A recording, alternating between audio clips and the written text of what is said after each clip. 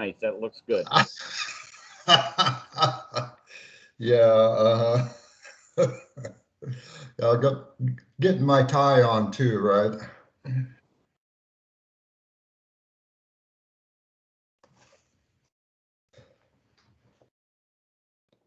Hey, Veronica, just want to let you know, my other meeting was canceled, so I'm here on time this morning.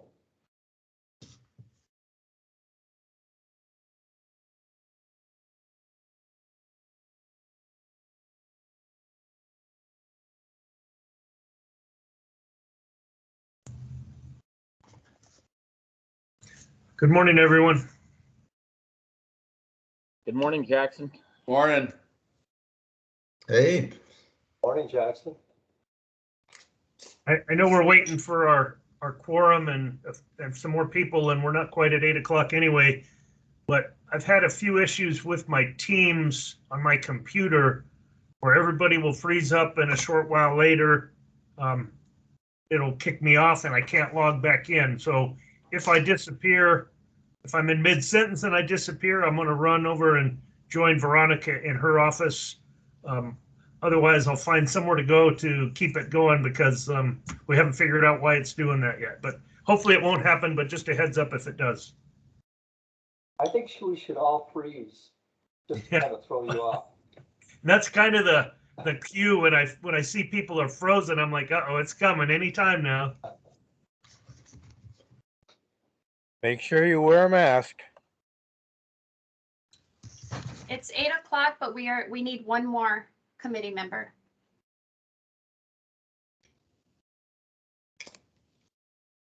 And there's Asia.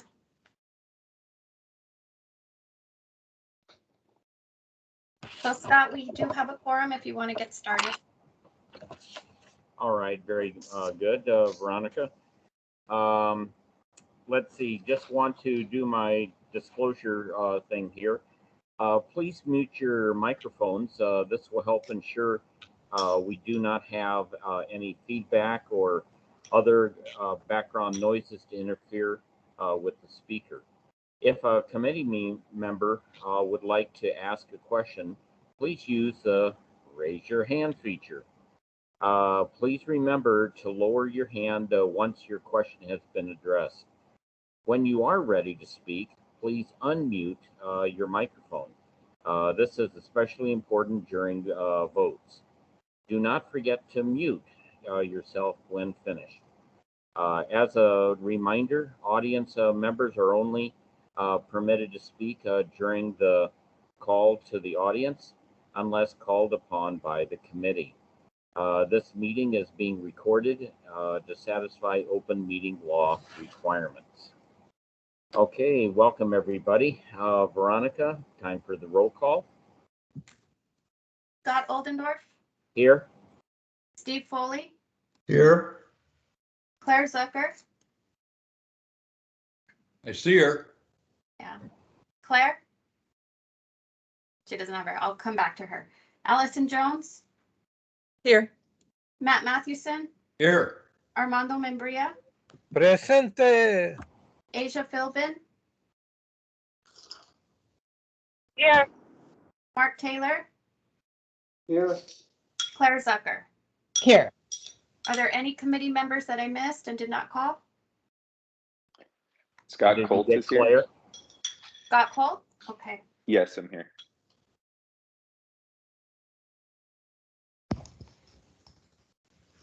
Did we get Claire to check in? Yes, I'm here. Yes. Okay, good. All right, everybody. Now the Pledge of Allegiance. See the flag on your screen. I pledge allegiance to the flag of the United States of America and to the republic for which it stands, one nation, under God, indivisible, with liberty and justice for all. Now we have call to the audience. Do I have anybody that wants to say anything during call to the audience?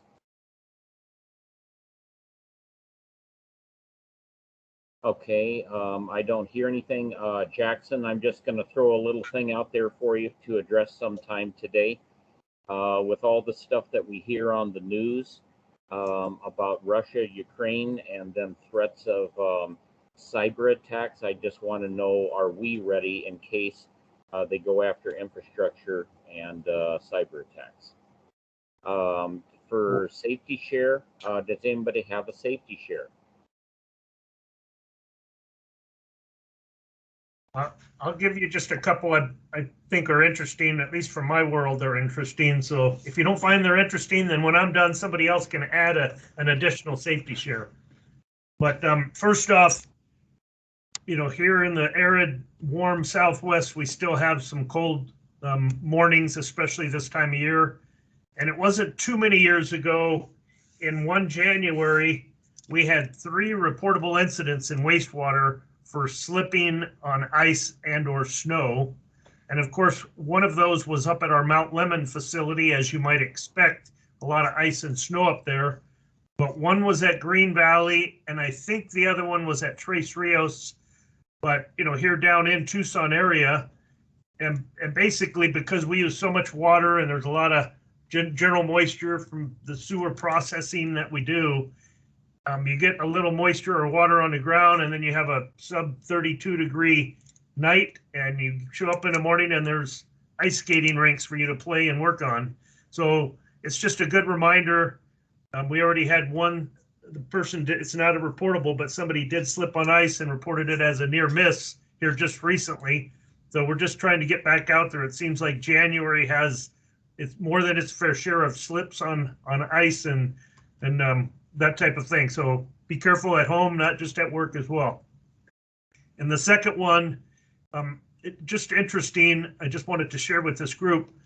We had, I think it was last month, right near the end of the calendar year, we had 2 employees in a conveyance vehicle, I think it was a rodder truck, driving to a job site when they were at no fault of their own, but they were struck by another vehicle, a public vehicle. And because of the size of their vehicle compared to the vehicle that hit them, they weren't hurt. But as a protocol, you never know with a whiplash or a neck or some injury that we just aren't aware of. So we still send them to get them checked out. And it just seems like in our OCMED group that we send them to, that it was a protocol. Well, you were in a car accident. You might feel stiff tomorrow. Here's a prescription for ibuprofen, or here's a prescription for some form of Advil or something. And neither of them, to our knowledge, filled those prescriptions because they were fine. And because a prescription was written, they go down as recordable injuries in our books. And so, our goal is to get to 0 through legitimacy of not having accidents, but it sure is painful when you pick up 2 that probably you shouldn't have had to pick up. And so I think in a meeting yesterday, Michelle Campaign's going to bring it up with some of the folks that deal more with the OCMED and see if maybe in the future they could say, look, if you get stiff tomorrow, call us and we'll put in an order for this prescription. But why give them a script if they didn't ask for it, and at the time they don't need it, and they ultimately didn't fill it. So at any rate, that's just my safety shares. Anyone else? I have one. Excuse me. The winter visitors are here in force. The gem show is gearing up. And if anybody has to use golf links to commute from one end of town to the other, that has become a very dangerous link from the east side to downtown. I caution everybody to be extra alert because of the people that come in from a different states that drive differently, and the people that live in this town that drive differently. And keep an eye out, especially for bicyclists and motorcycles. Very important to me because I do both, and I'd hate for one of you guys to knock me out. Thank you. I would also like to add to that, it's not just different states, it's different countries from all around the world at the gem show. And especially downtown and the frontage roads are going to be extremely busy So really watch yourself, especially if you're downtown, but really all around town. Any other safety shares? I think Claire has her hand up. Oh, sorry, that Claire. Yeah, no problem. So this is one that we haven't had for a while, which is food safety. And we had a woman on our team who teaches about food safety get salmonella poisoning because she ate those candies with the cream insides, and they had been on the counter for 6 months or so. And you don't ever think about candy being a potential poisoning hazard. And boy, it was horrible. She was out for 6 days. It was really bad. So if you have those cream candies, keep them in the refrigerator and just be very aware of food safety issues. They're real. I guarantee you, Claire, mine don't sit around for 6 months. I know, I was impressed also. Okay, well, thank you very much, everybody, for safety share. Any last safety shares? Okay, now we're going to go into the minutes. Hopefully everyone's had an opportunity to read the minutes. I wasn't there, so Claire, hopefully everything looked good. Does anybody have any discussion, amendments, or anything on the minutes? Okay, thank you, Claire, for handling December's meeting. I appreciated that. So now we get into the approval. Do I have a motion to accept the minutes? I move we approve the minutes. All right, do I have a second? I'll second. Okay, we have a first and a second. All in favor say aye.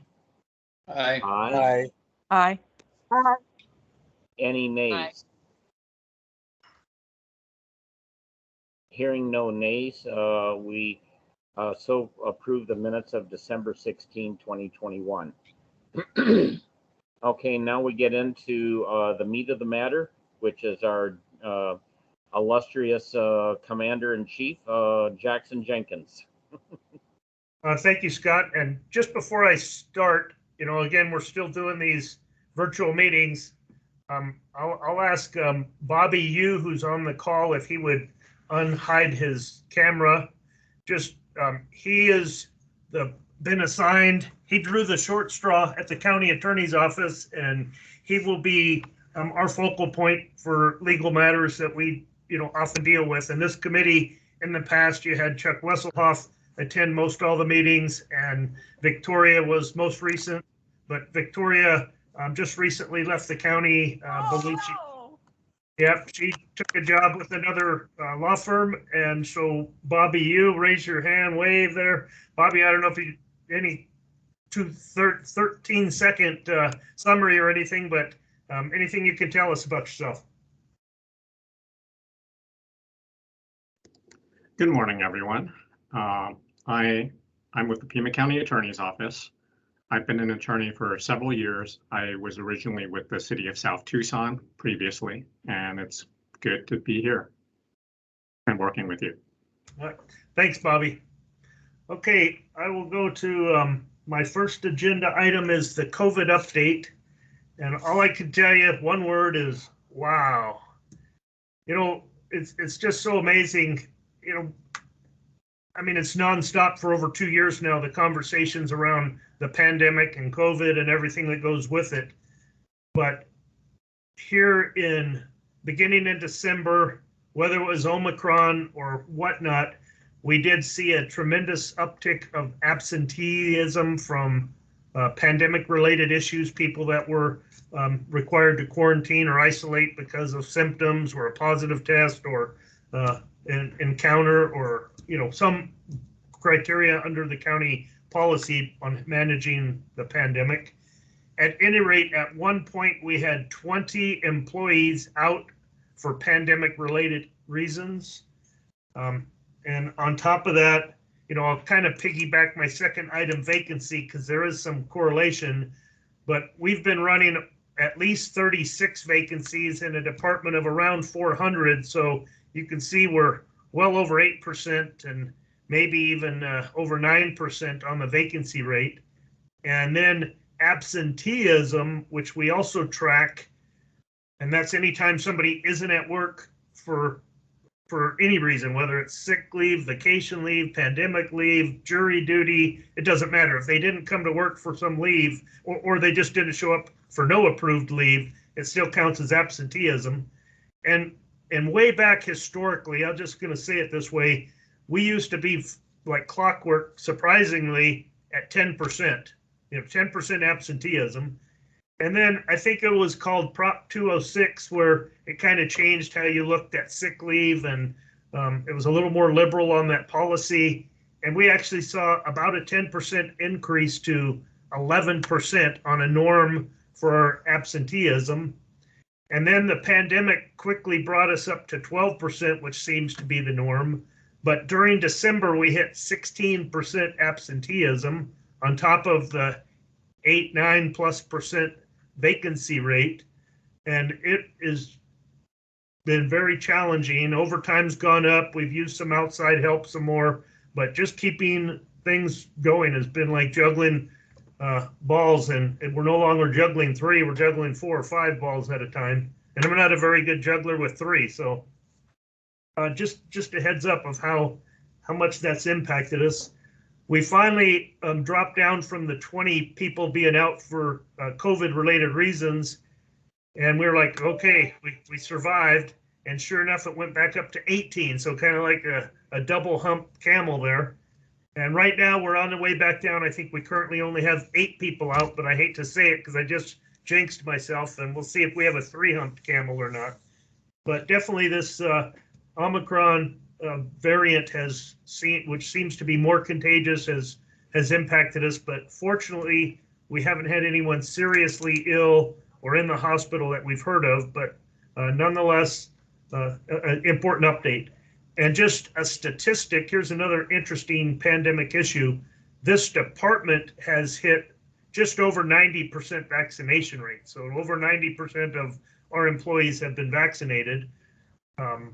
The county, I don't recall if they were almost to 70. I think they were around 70, but don't quote me on that because I don't have that statistic in front of me anymore, and my mind doesn't work like it used to. But not too bad, but still you'd hope for a little better.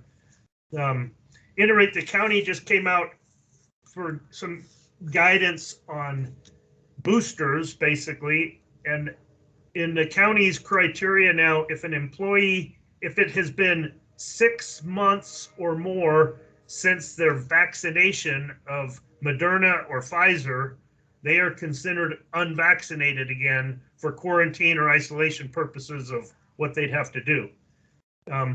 And the same, if they're boosted, they're giving the booster a 6-month efficacy for Moderna and Pfizer.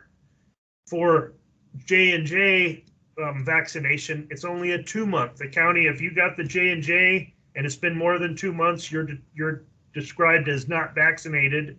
And if you've had the booster for the J&J, same thing. From that date, they're only giving you 2 months. So it just throws all these little twists in how we look at this. And the main goal is to try and keep this utility running and doing what we have to do. But a lot of balls in the air to keep going round and round. So I thought it was worth sharing that with you. I'm going to jump into let me finish up on vacancy. I mentioned some of those numbers, but the county, and this is not just a wastewater issue, this is an entire county, and actually it's a national issue, vacancy rates and trying to find qualified employees. What the county is doing is, we know that we're not the most competitive in the marketplace for various reasons. Pay is maybe not as competitive, but when you look at the whole compensation package with the state retirement, everybody has to evaluate it for their own, what value it has to them and whatever stage of life they are. But the county is going out and they've been trying to find a firm. They're on the streets advertising to find a firm to do a holistic compensation study for the whole county to reevaluate where we're at and try and make ourselves more competitive in the marketplace. But we're not the only ones doing that. And so it's very hard. So far, they haven't found a firm that they I think they had one person submit on the initial request, and they didn't think they had quite the credentials that we wanted. So I think it's still out on the street being advertised, but the firms that do that work are quite in demand for many, many places. So we'll see what happens. And in the meantime, in wastewater, there were two particular classifications for different reasons that we were unable to fill. And one of those was electricians, and I may have mentioned this previously, but we have 10 budgeted electricians, and we had 3 vacancies. So we were running 30% vacancy, and we couldn't stay on top of our game. Of course, we had, overtime was starting to go up, but at the same time, not everybody's just beating down the door to work overtime. It's, it's an emergency stopgap measure, but different reasons. Sometimes that's an option, and sometimes it's not a great option. We also went out on the street and updated 2 contracts for contract electrical services. And, in order to get an electrician, we pay the one contract $67 an hour and a second contract $76 an hour, where I guarantee you our electricians are not making that kind of money. So it's a shame that, we have to do our business however we can do it. But the internally Human Resources did a market study on just electricians. We were able to determine that, we could raise the grade and be more competitive. And we have done that, and we're hoping that we'll start filling some of those 30% vacancies before they go to 40% vacancies.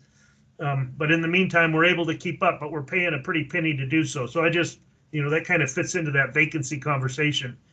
The other one of our entry level positions is a utility maintenance worker. There's 3 classifications, a UMW 1, 2, and 3 at conveyance.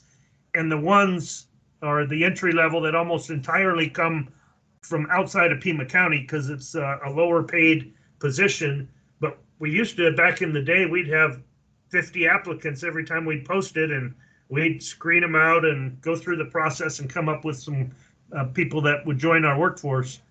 But it's been harder and harder to get anyone to apply because the minimum wages got raised. And so do you want to, work in a nasty sewer for minimum wage, or shortly there, not much above it, or go do some of the many other jobs that you could for minimum wage?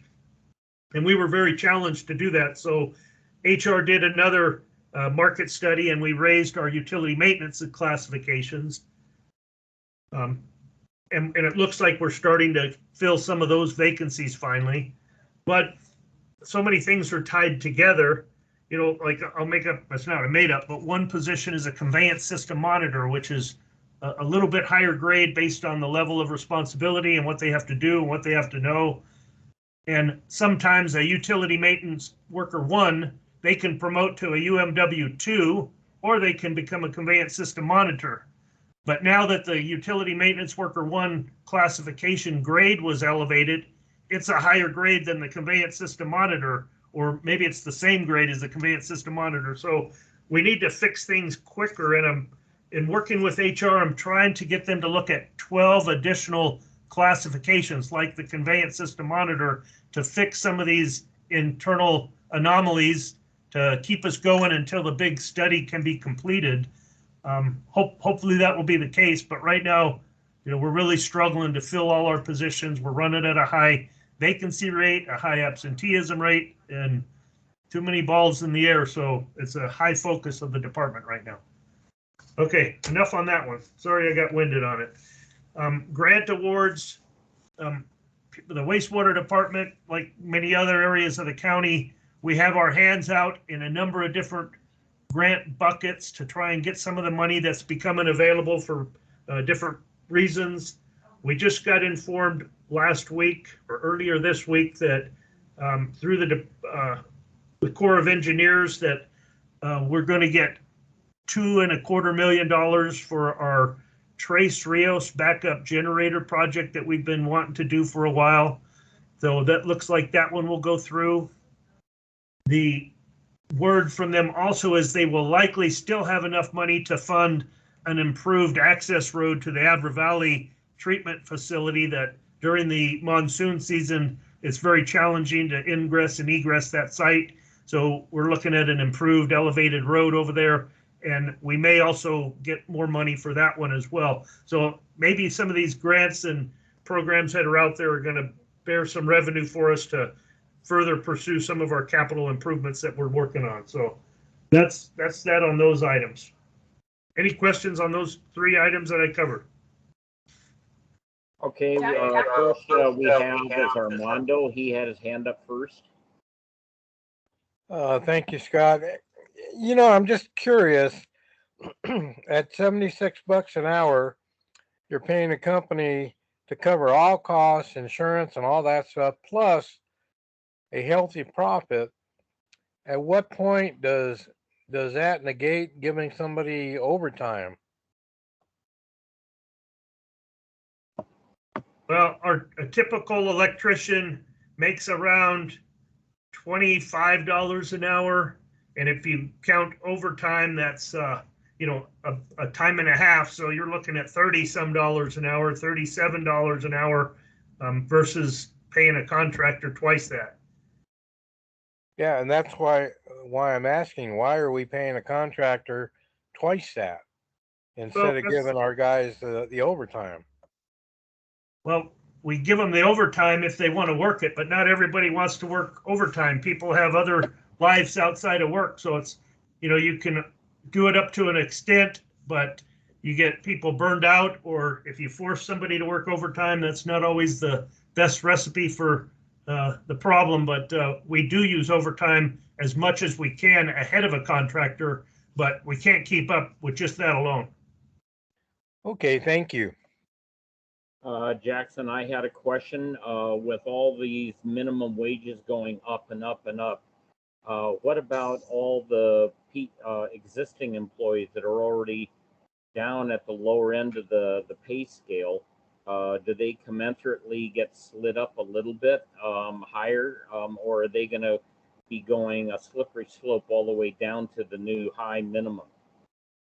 Yeah, I think the county set a new minimum as well at $15 an hour. So I believe all of the below 15-hour jobs that the county had across the entire county were raised up to $15 an hour, or very, you know, right around that. Some of them are slightly different, but all around that $15. And so the one I talked about earlier, the utility maintenance worker 1, was like $16 an hour. So it used to be quite a bit higher than minimum, but now it's just a little bit above minimum. And so that's why we think we were having a hard time filling it. But ultimately, with this study, positions that are now very close to minimum, hopefully we'll find some increases coming to give them some appropriate spacing from a minimum wage job, so to speak. You know, in our UMW ones, they have to have a CDL license and they have to have the ADEQ certification for the conveyance. So, you know, there's some criteria that is not so easy to get, yet they were barely making minimum wage. So you could see how that wasn't working for us.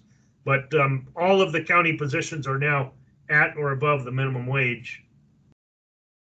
But I'm just going to say the percentage of increase to go to the new higher minimum wage, are all the people that have the other existing wages, are they going up or are they actually going back? You said it sounds like they're going to address it going up, but it sounds like they are going back and making less money commensurate to what's happening in society.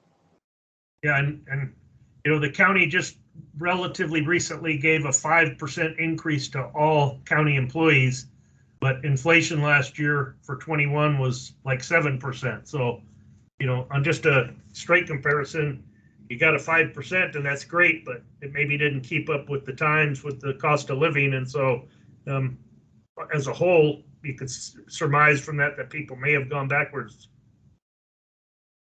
Okay, very good. Thank you, Jackson. Mark, you have a question for Jackson? Yeah, Jackson, if you had already answered this, sorry about that, but I was curious with Omicron, are you still monitoring Omicron in the sewage, and also I was curious if that's still contagious, or the aerosols and other issues. I wasn't sure if it's any different from some of the old viruses that we had looked at. before. Yeah, so the University of Arizona is still doing surveillance out in the community. Jeff Pravat is on the call. He's been keeping the pulse of it, but they are testing, I think, 2 of our plants. I don't know. I'm going to let Jeff speak if they're specifying which variant it is. I know they're just trying to indicate if there's, increases or decreases in the amount of the COVID tracer or, the values that they look for. But I don't know if they're differentiating which one it is or not. Jeff, do you have any comments on that?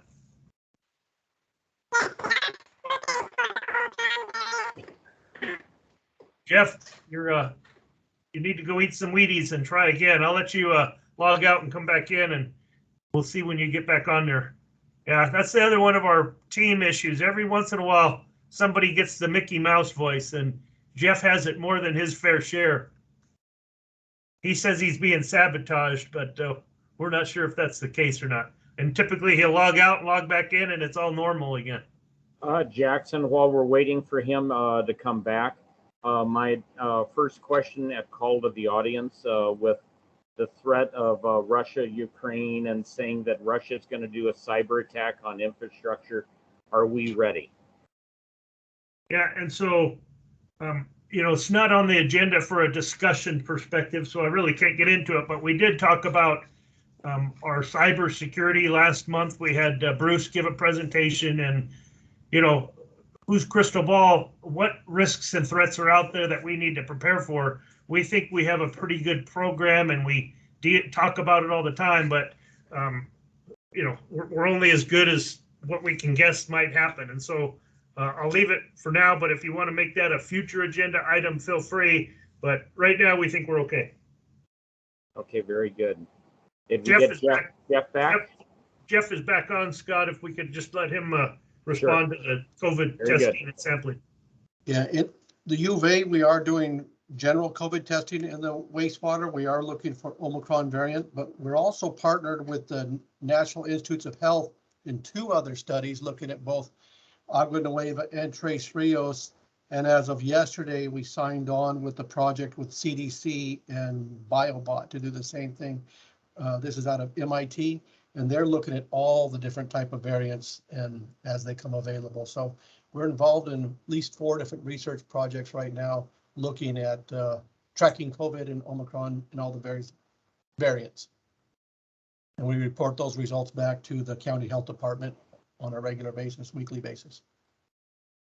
And Jeff, and again, if this was covered before, I apologize, but have we found out more about whether it's in the aerosols, and is it any more potential of catching it through some of the workers being near the sewage or touching the sewage or breathing it?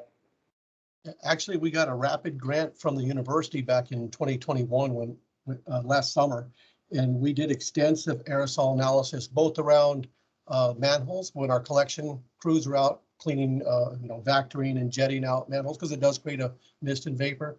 And then we took particle counters all throughout our facilities and chose the locations where we had the most particles, aerosols generated, and we set up samplers. And the great news was we had to set up the samples continuously for multiple days and at a high volume rate to even be able to detect infectious amounts of COVID. And I think the end result was the worker would have to be exposed continuously 24 hours a day for over 2 weeks to get sufficient virus particles and exposure to cause a problem. So we're sufficiently satisfied that our workers using the regular PPE and taking precautions, that we're in good shape. And that was published nationally, and we shared it with Water Research Foundation as well, so all the other utilities throughout the nation can benefit from that. Oh, that's great news. Thanks, Jeff. Appreciate that. I liked your original voice. Do we have any additional questions for Jackson? Okay, not hearing anything. We'll go to our next segment, which is the technical services and engineering with Eric. Okay, Eric, it's all yours. Thanks, Scott. Good morning, everybody. I'm going to quickly jump to a presentation, and Hopefully that screen shows up for you guys right there. Everybody see it? Yes, we can see it. Yeah. Awesome. I Great. got it. Yes, Okay, I got it. good, good. There was some questions earlier on about our geographic information systems, and there are questions about the recent consolidation we did. So I'm just going to focus on GIS today. Short presentation, give you some internal secret information that nobody else knows, and then open it up to questions from there. I do have Robert Shea with us. If there's any very technical questions, I'm going to defer to him. He's the manager of our RWRD GIS group and was also the manager of the larger projects for many years. So we're happy to have him on board and continuing to support our department's GIS efforts.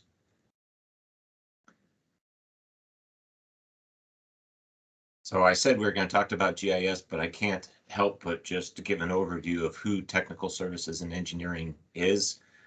We're the technical division supporting internal departments, treatment, conveyance, the director's office, and probably the one department that deals the most with the outside customers and agencies. Sort of divided into two groups. We have the Compliance and Regulatory Affairs Office, CREO, and they've got an administrative team, the laboratory, industrial waste, permitting and hydrology, and data management unit, 56 staff in that team. And then a primarily downtown related team of engineering services with 51 staff, admin, engineering, utility coordination, hydraulic modeling and flow metering, planning capacity, and then our field engineering construction inspection team at Blue Stake. And then the last, but not the least, is our GIS maps and records, where I will spend the rest of our time today on. So the question about the consolidation, I'll just start to say where we were very quickly and what we're doing now. 2019, Public Works wanted to consolidate all the GIS teams within all the different departments. DOT had one, Parks and Rec.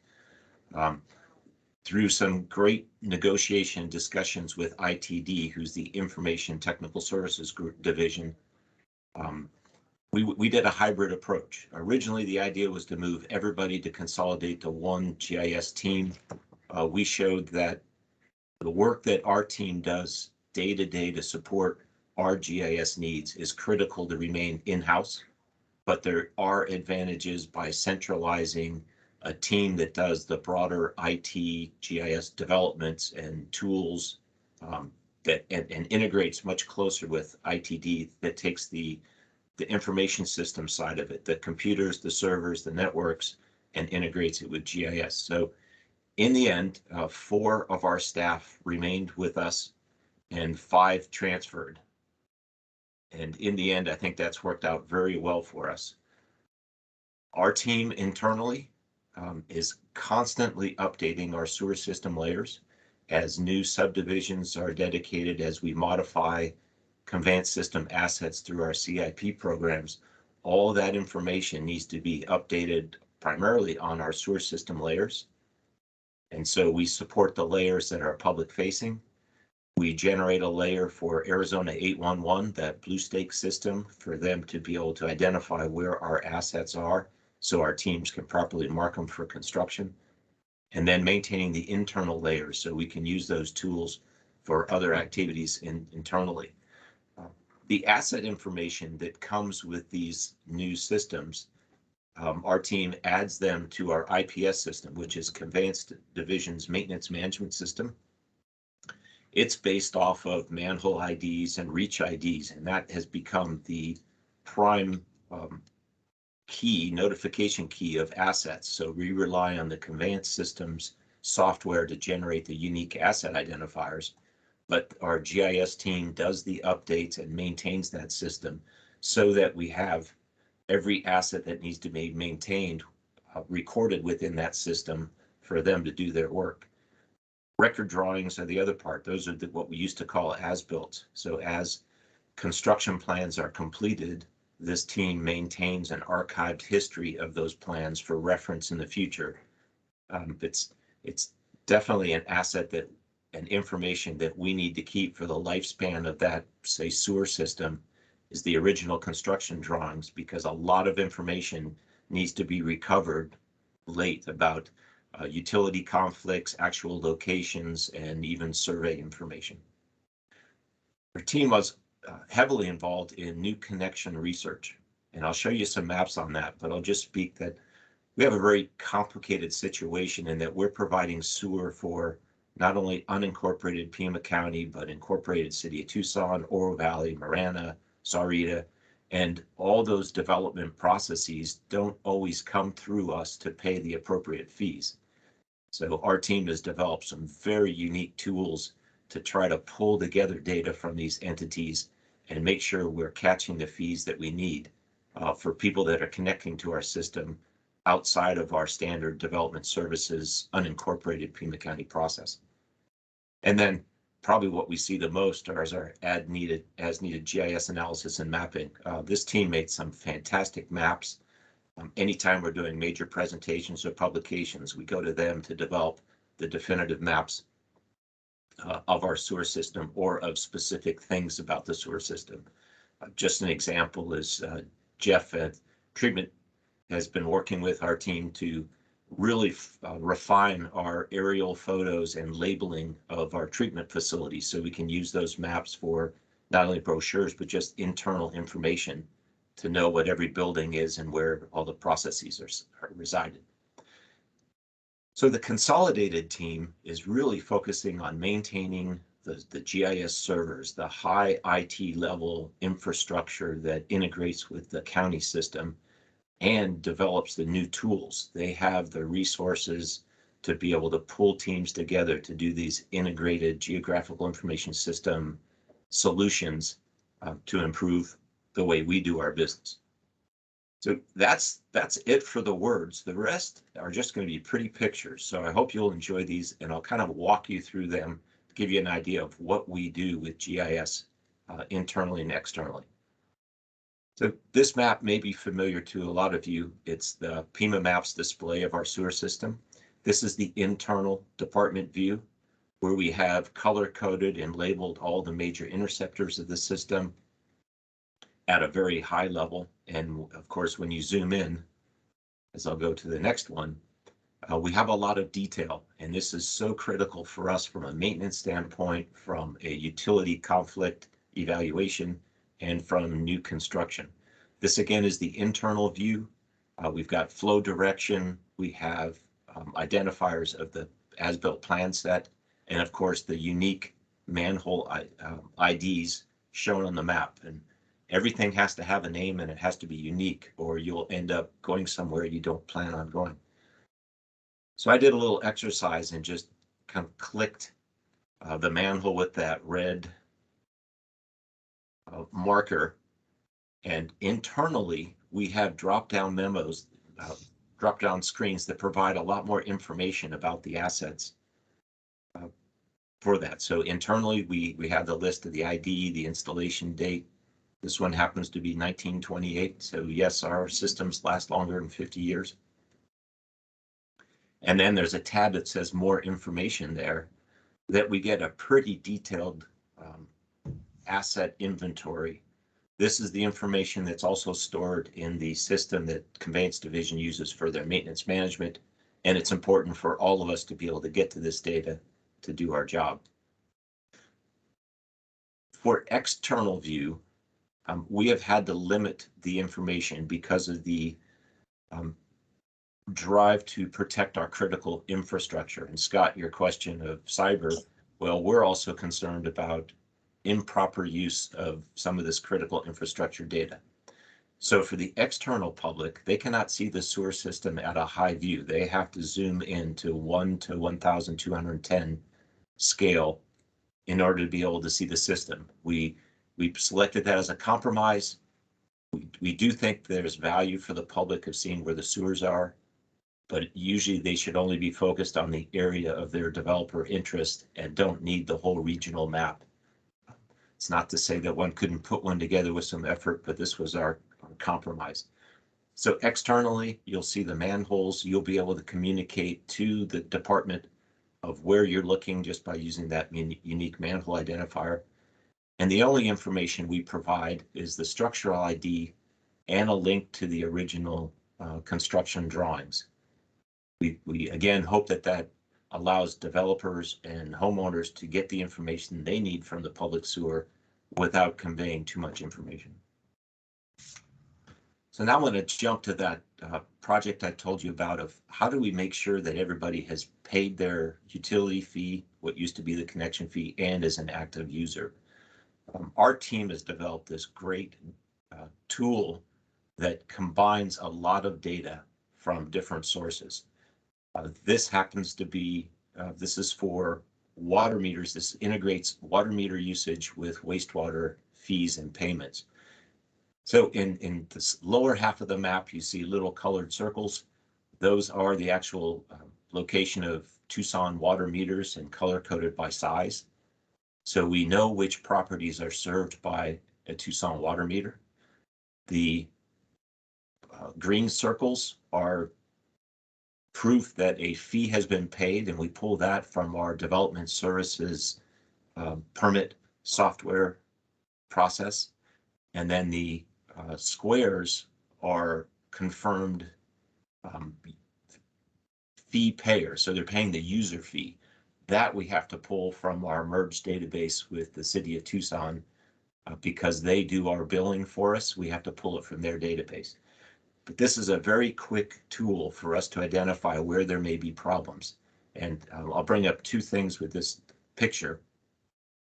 The first is there are glitches in the data, so it's not perfect. And we spend a lot of time chasing ghosts that are not really unpaid fees, but more just a glitch in the data. And that's just the nature of trying to pull data from multiple jurisdictions that provide it to us and getting consistent updates. The second is you're seeing the boundary between a Tucson water service area to the south, where we get to see the meters, and another water service company to the north, where we have yet to be able to reach an agreement for them to share that meter location data for us to be able to continue this exercise anywhere outside the Tucson water service area. So we still do the overlays of utility fees and user fees, but we miss that additional tool of being able to identify where there actually is a water meter and a water service. So there's the outline of the Tucson water service area and non, and you can tell we still have a room to improve the system as we integrate the other water providers' data. Then, of course, this tool gets really complicated when you get down into commercial areas. This is downtown, primarily because of the way the information is geospatially located. There are different systems, different ways to plot it. So it takes a lot of research, but we have found customers in downtown Tucson that have not been paying user fees for up to 10 years. And it happens, and we immediately go back and do some cost recovery and get them paying. But it requires this diligence to ensure that we're doing the most we can to get the revenue that is owed us.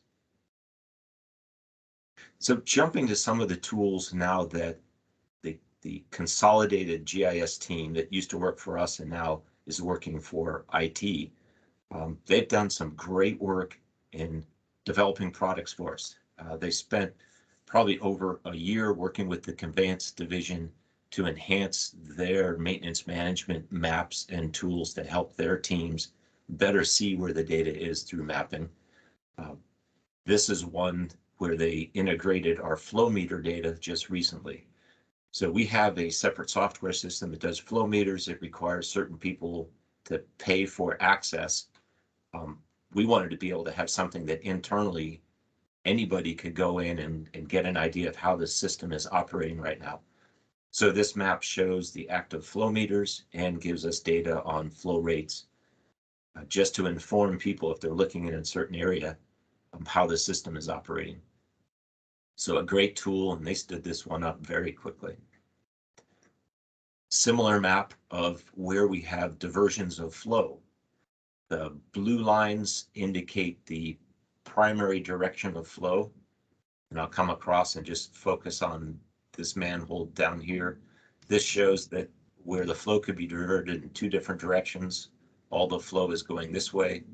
You come up into another diversion structure and you see partial flow is going one way, more flow is the other. So they're using the length of that blue line as an indicator of the percentage of flow going one direction or another.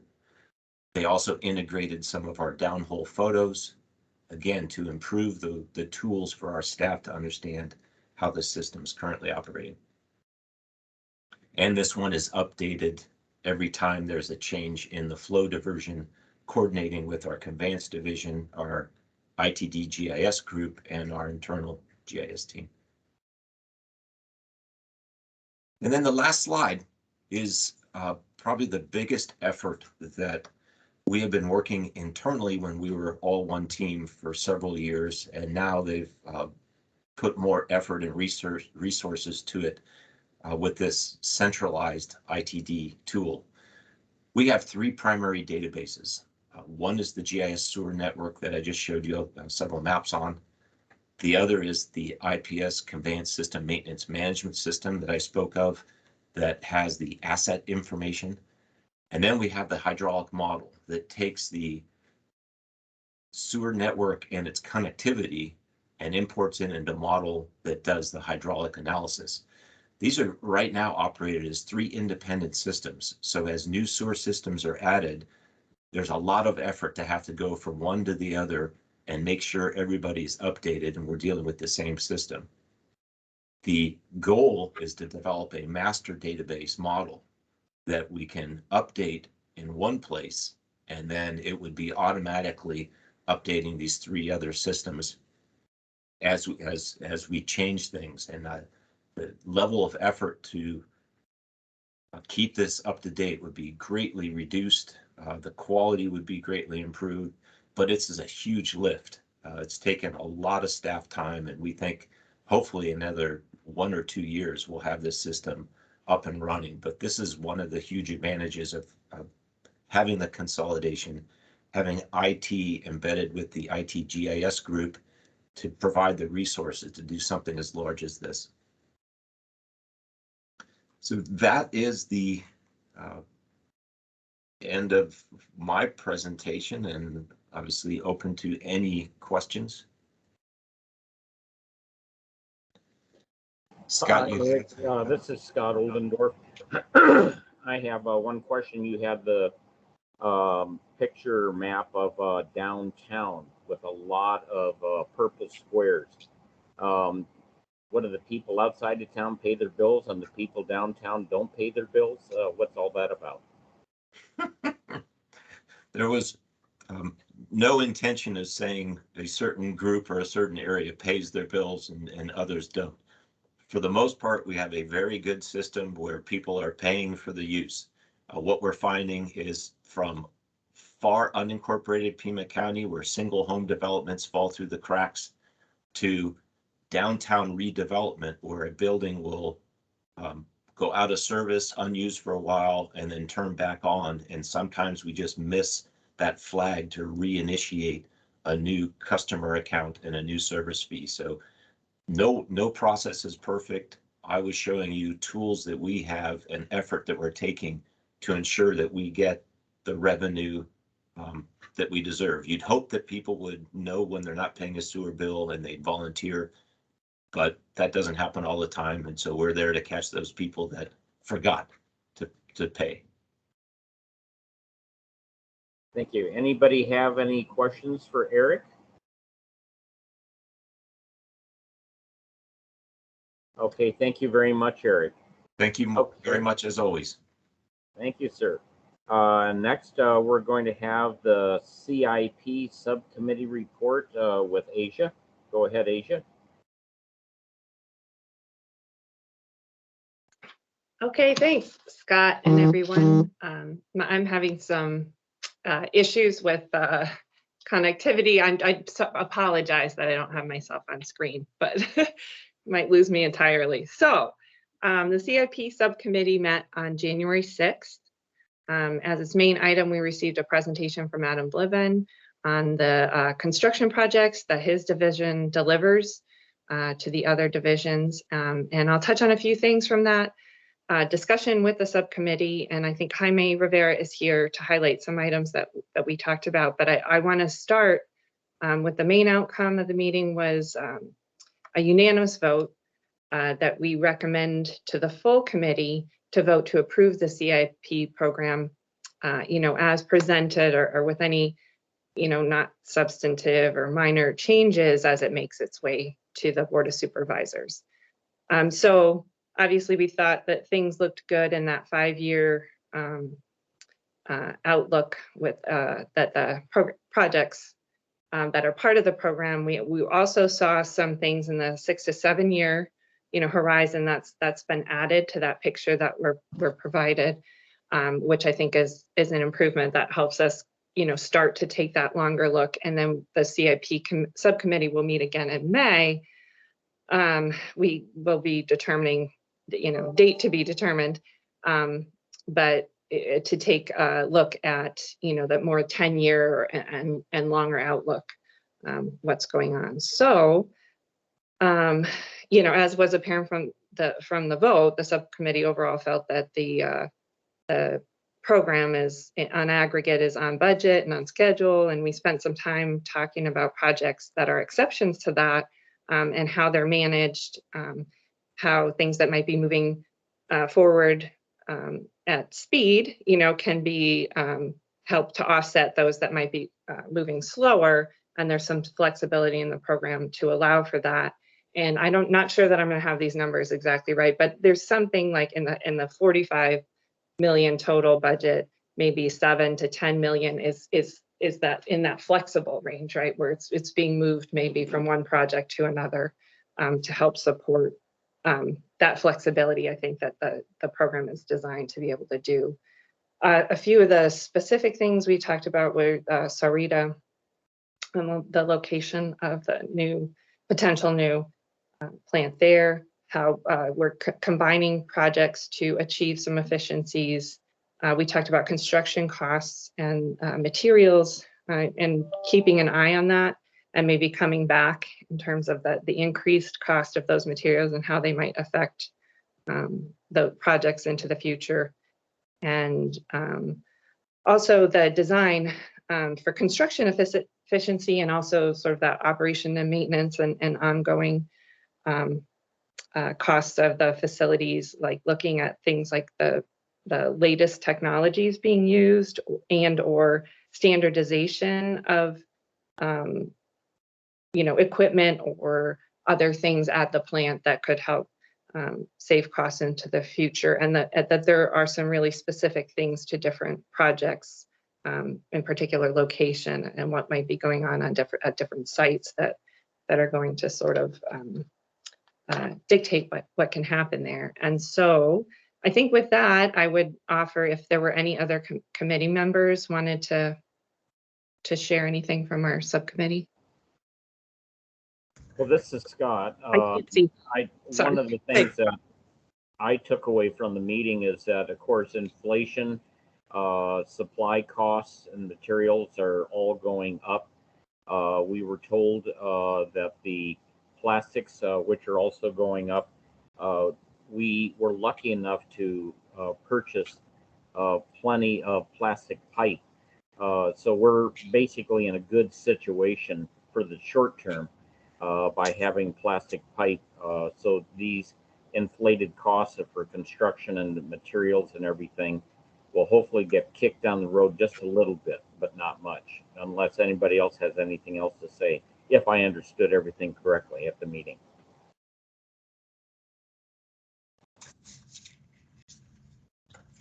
Anybody else have anything for Asia to say?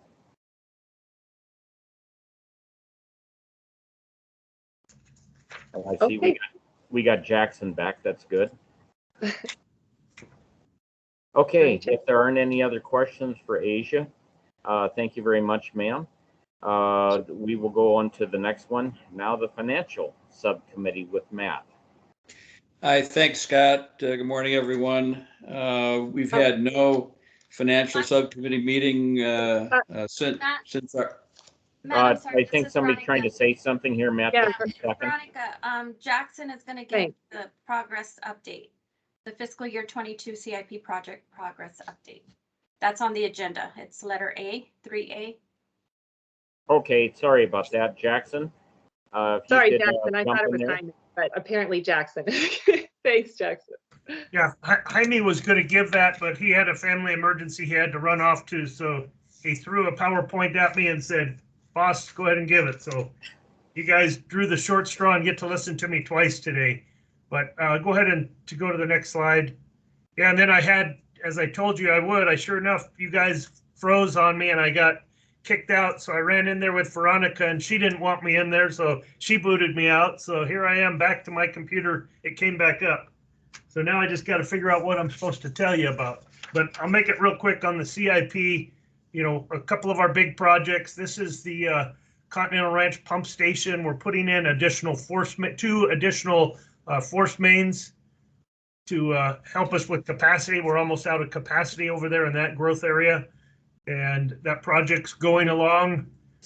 It's a $33 million project, and it will finish next year. Slideshow. Sorry. It's all right. Yeah, it's scheduled to finish in 93, 94. And these are just a few of the different slides. You know, we had to go underneath the Santa Cruz River, so we had a bore project under there. And these are just some of the pictures that show pulling the pipe under the river. Those are the two force mains that we're installing. So, Henry, next slide, please. Aerospace Corridor, it's a $49 million project. It'll finish next year. That's one that was to help with a development plan to grow the aerospace corridor and Raytheon area. We did some internal existing pipe augmentations, and then we extended the aerospace corridor, new pipe that's done. But now we're on the last stretch of pipe heading south on the Old Nogales interceptor line, augmenting that system. It's been a tremendously large and long project, but in order to fit it in our funding, the way we were set up, we've kind of spread it out and did it in 3 phases and broke some of those phases into different sections. But finally, next year, that should be all wrapped up, and that's a good project. I think if you have questions, ask about it. But next slide, please. Just more pictures. Next slide. Another project, and this one kind of, I heard parts of what Asia said between my running back and forth to different offices, but the Tucson Boulevard project is right now, because of some of those cost escalations and inflation, we just did a variance to make that a $5.2 million project. So we had to add a little bit more to it. It's one that we're moving forward with. And I guess it's probably something I should just mention here. And if you want to hear about it, we can add it to an agenda item. But Wastewater's Capital Improvement Program group is doing some type of consolidation with the county's project management office. So they took some of our, we transferred some of our vacant positions we were getting ready to fill into the PMO office. So there's going to be a little hybrid delivery on projects between projects that Wastewater does and projects that the Central County PMO office does. So just an FYI, but we're getting ready to move forward now on the Tucson Boulevard diversion structure, and it did increase in cost, unfortunately. So next slide. It's an old structure and it needs to come down, and that's what we're doing. Next slide. Northwest outfall, just a lot of wear and tear, corrosion. We're fixing that siphon right now. Next one. Minor rehab projects. Of course, we use our JOC program quite extensively for that. And there's the 3 JOCs we have at conveyance and the 3 JOCs we have at the treatment are listed there. In fact, we have 4 now. So we have a total of 7 jocks that we're using for our jock program, which is quite successful. So just quickly wanted to run through those slides. Let's see, is there any others? That was it. I think Jaime was going to tell you probably a lot more about it, but that's all I have to say unless there's questions or anything I can try and answer. Asia has a question for you, Jackson. Hi, thanks, Scott. Jackson, I was wondering, you offered to maybe give a future presentation on that, the consolidation. I think that would be great. I think the presentation we just had about GIS, in part, I think, Emery, there were other people who, when the GIS services was being combined, we wanted to hear or consolidated about how that's working. It seems like it's working well. We didn't have any questions after the presentation, but I would like to hear more about that consolidation. Yeah, Asia, no problem. We'll put it on a future agenda. You know, we just reached the decision, but the PMO central office has not done any projects yet, but we'll get things launched and then we'll get it on the agenda so we can tell you how the transition seems to be working. I agree with Asia on that, Jackson. That would be good to add it to the future agenda. Scott, I have a question. This is Veronica. I know at the last CIP meeting, the subcommittee suggested or made a motion to recommend that the full committee approve the 5-year CIP. Are you guys going to do that today? Make a motion to the full committee? Asia, that's your area. Okay, in terms of our schedule, would there be anything, all of the projects, sorry, I have a question before I have an answer.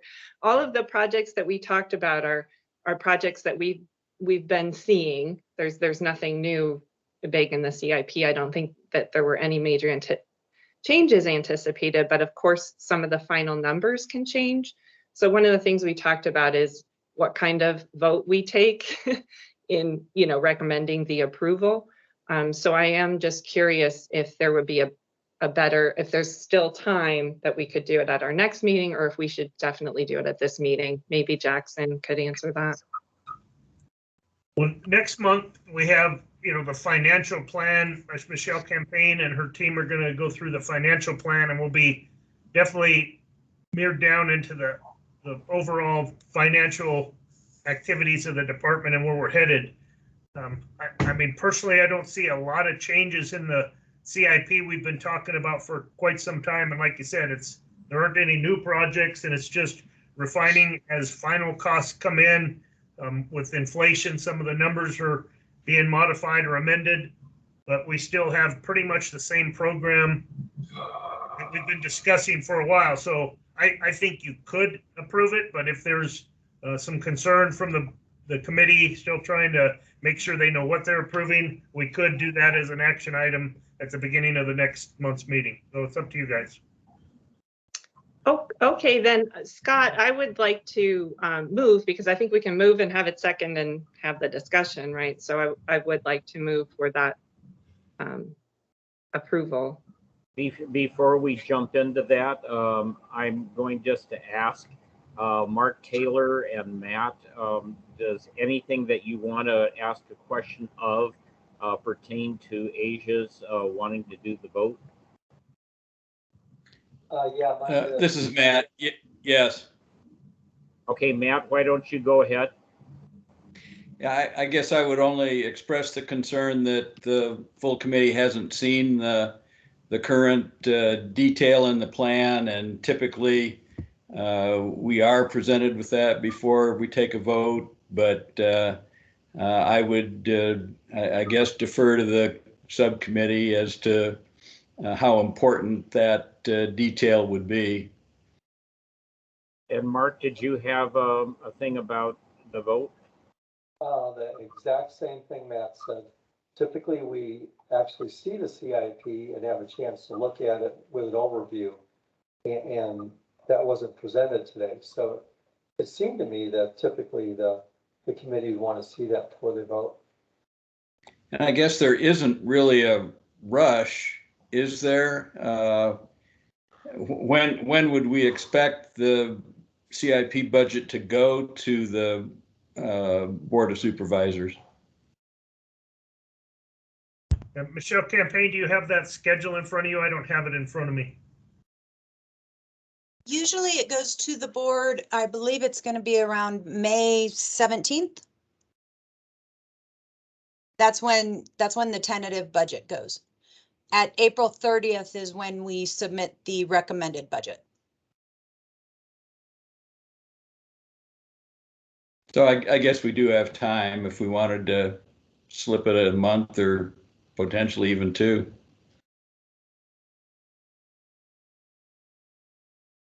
And we'll make sure, I'll just say, let's add it to next agenda. We'll get the copy of where we're at with the capital plan so you can physically see the 5-year plan in front of you. And make it an item in case we can vote on it next month. But if you have questions that haven't been addressed or something seems different, we can delay it or continue it or do whatever you want to do. But we'll put it on next month's agenda and we'll get that out with the meeting packet so you have it. Hopefully everybody can look at it before the meeting. I hope we don't need to spend a lot of time on it, but we'll do whatever the committee needs at that time. So then we could, I guess, just say that the current motion fails for lack of a second and just move on. Or you accept the motion and in your discussion, you make the motion to continue it till the next meeting, either one, I guess. I make a motion that we continue it on to the next meeting. Yeah, I'll second. Thank you, Asia. Okay, next Don't on. you have to Did vote you on wanna that vote on motion, it, Scott? Oh, okay. So we made a motion and we had a second. Is that correct, Mark? You did that? Okay.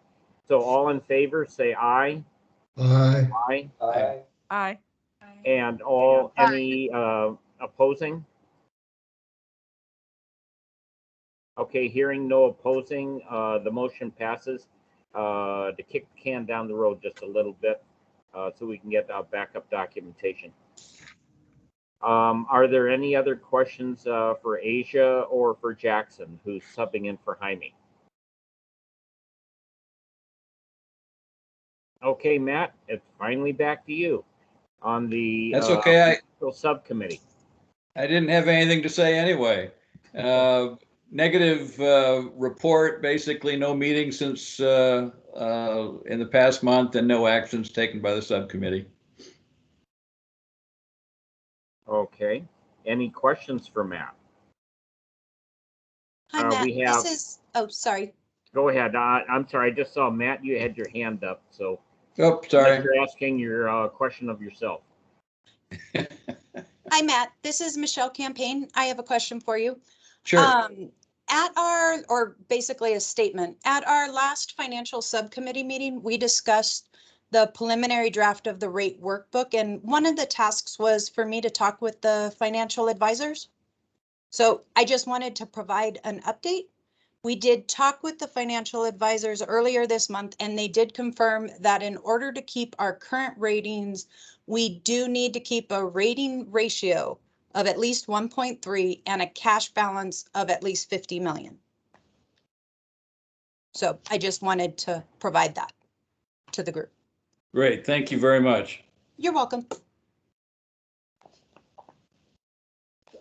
So I have a Mark, you have a that. question? I do, and so, again, since I don't remember the numbers since we were at our last meeting, what does that mean? Are we gonna go back, Matt? Are we gonna look at those ratios and that cash balance and see where our projections are to make sure we're on the road to making sure we maintain them over the next few years? Yes, I would Without a think rate increase? that would be part of our discussion at next month's meeting as we review the 2022 rate workbook. Okay. Got it. All right. Mondo, do you have a question?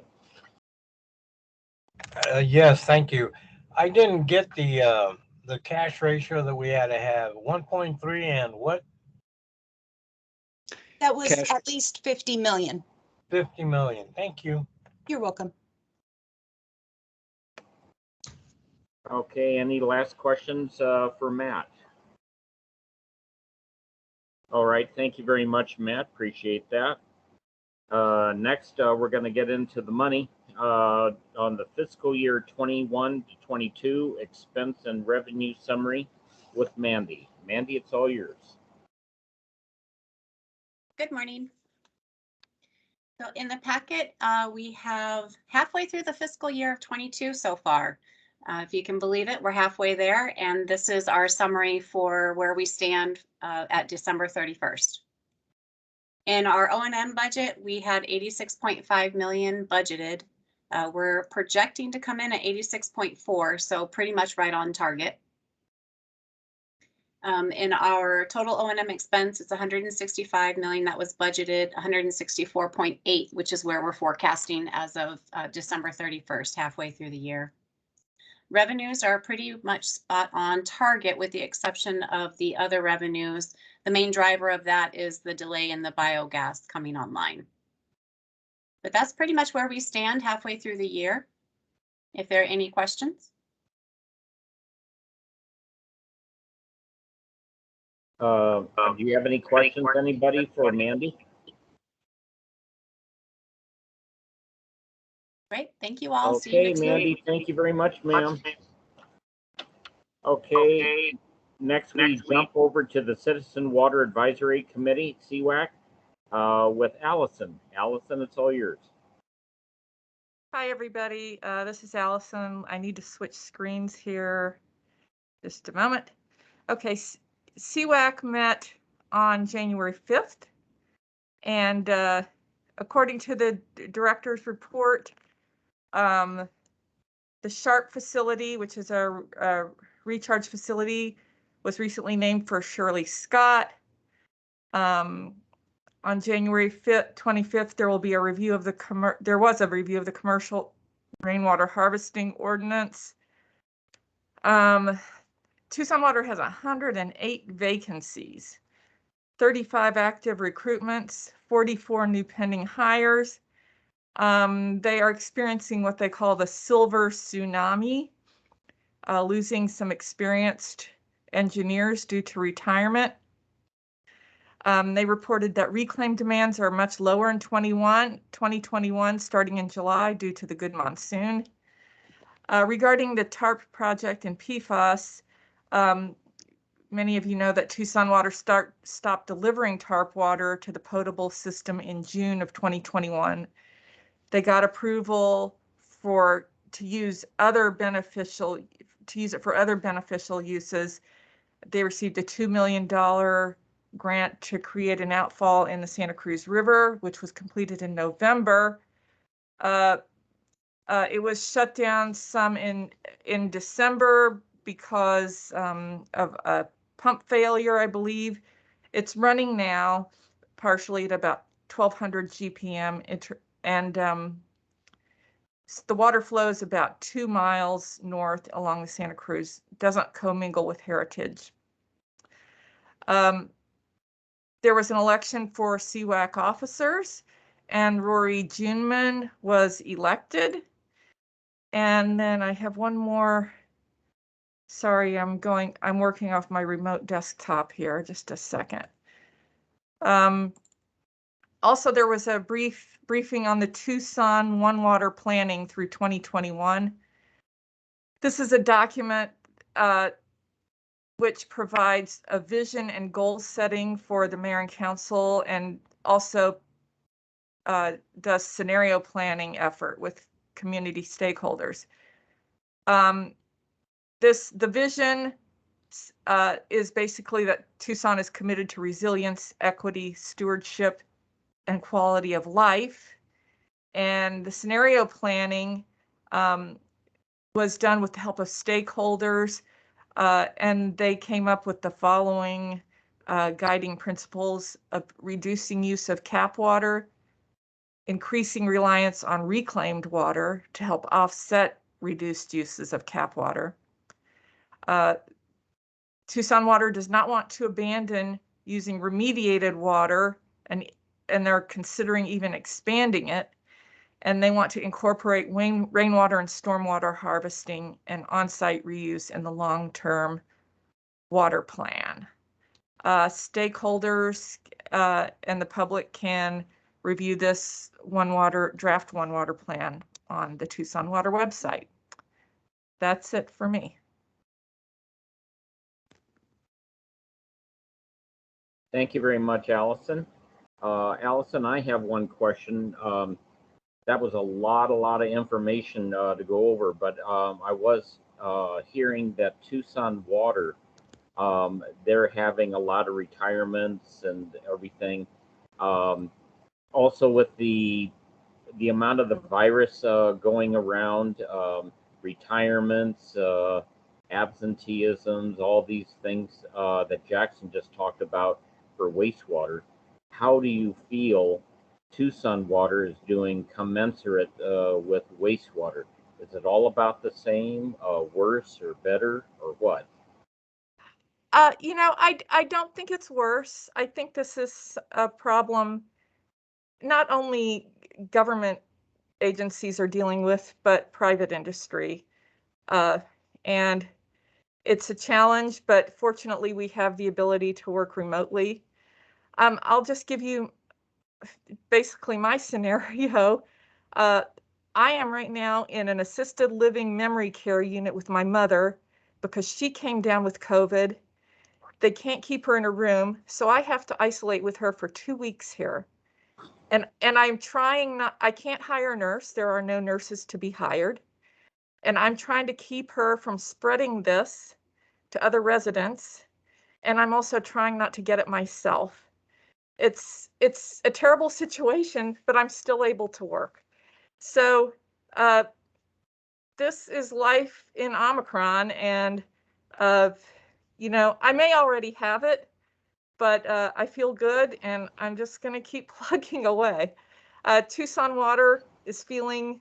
I'm on calls with them frequently for other projects, and I haven't seen any real lack of response on their part. They're on top of things, in my opinion.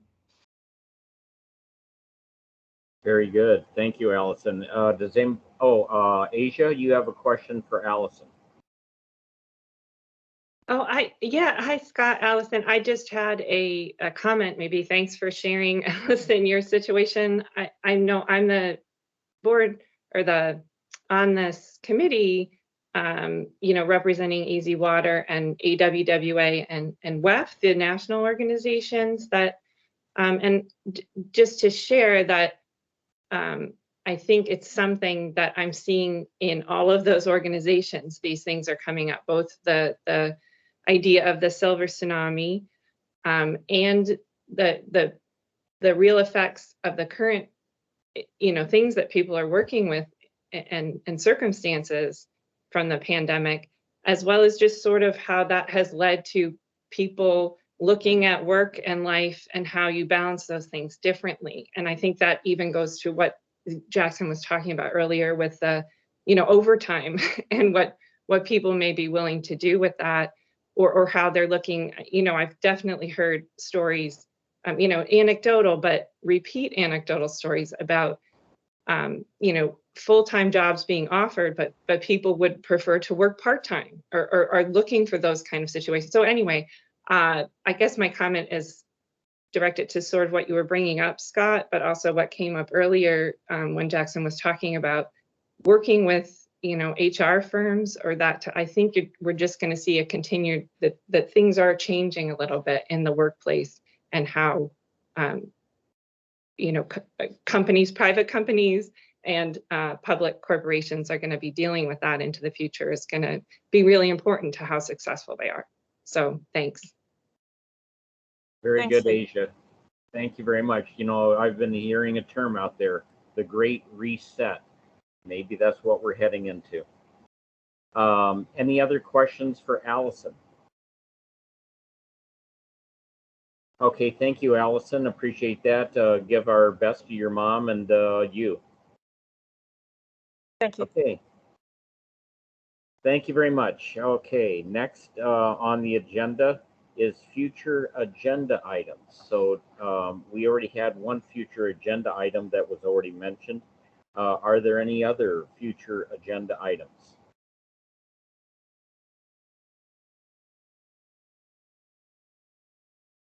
Okay, going once, going twice. Okay, no additional future agenda items. Call to the audience. Does anybody have any comments or anything that they want to say?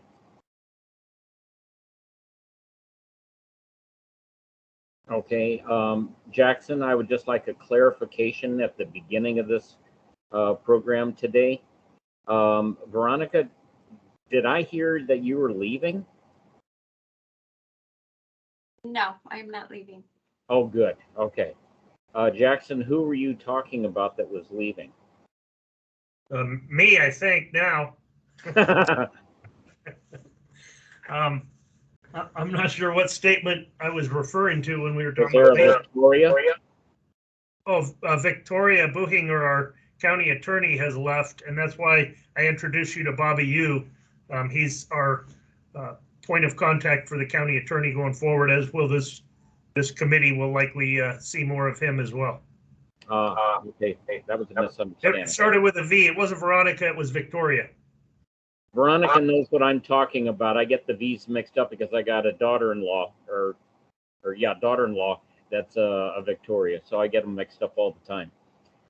Okay, so any additional items for a call to audience? All right, hearing none, then I would request a motion for adjournment. Oh, wait a minute. We got Armando up here. Armando's got a question. No question, just a couple of observations. First of all, Happy New Year to everyone. And even though the year is starting off, in my case, relatively okay, I'm hoping it's that way for everyone.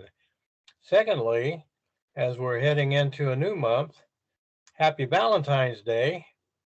And Jackson, I know your deal with the candy doesn't last long. I don't think you're the only one with that issue. So buy small, don't buy large boxes. And thirdly, not only did I mention the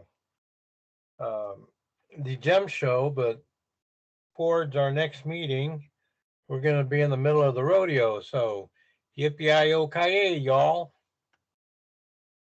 Also, I'd like to add that our next meeting will be on Thursday, February 24.